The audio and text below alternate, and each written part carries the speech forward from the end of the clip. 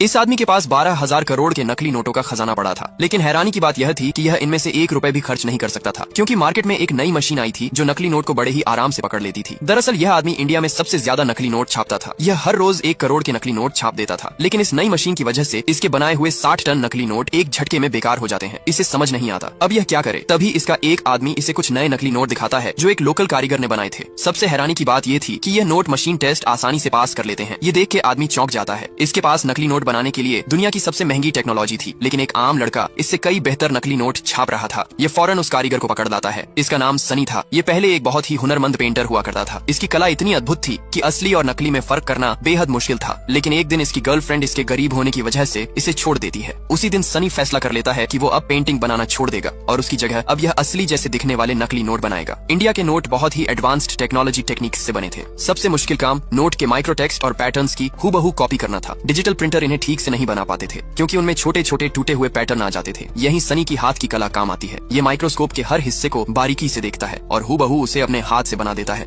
फिर उन हिस्सों को जोड़कर यह एक परफेक्ट मास्टर शीट तैयार करता है। इसके बाद इस शीट पर कई सुधार किए जाते हैं। पहले इस पर नई परतें चढ़ाई जाती हैं, फिर इस पर कोटिंग और हीटिंग की जाती है। लेकिन जब प्रिंटिंग की बारी आई तो एक और दिक्कत आ गई। पुरानी मशीन एक बार में सिर्फ एक ही रंग छाप सकती थी, जबकि असली नोट में 4 अलग अलग रंग होते हैं। तब इसका दोस्त फिरोज, जो बचपन से ही प्रिंटिंग प्रेस में काम कर रहा था, सनी की मदद के लिए आगे आया। इसने चारों रंग एक एक करके प्रिंट किए और फिर उस पर चमकदार सिक्योरिटी स्ट्रिप जोड़ दी। इस तरह नकली नोट तैयार हो गए। पर सनी को यह नोट कुछ ज्यादा ही नए लग रहे थे। इन्हें असली नोट की तरह पुराना दिखाने के लिए यह नोट को चाय में डिब्बों देता है, फिर यह इन्हें सुखाता है। अब यह नोट सच में असली नोट की तरह दिखने लगते हैं। अब यह इन नोटों को टेस्ट करने के लिए एक शराब की दुकान पर जाते हैं। दुकानदार नोट लेता है और नोट को हाथ लगाते ही फौरन समझ जाता है कि यह नोट नकली है। किसी तरह ये यहाँ से बच के निकल जाते हैं। घर पहुँचने के बाद सनी सोचने लगता है कि इतनी मेहनत से बनाए गए नोट आखिर पकड़े कैसे गए। तभी यह एक और टेस्ट करता है। यह अपने दोस्त को आंखें बंद करके असली और नकली नोट में से नकली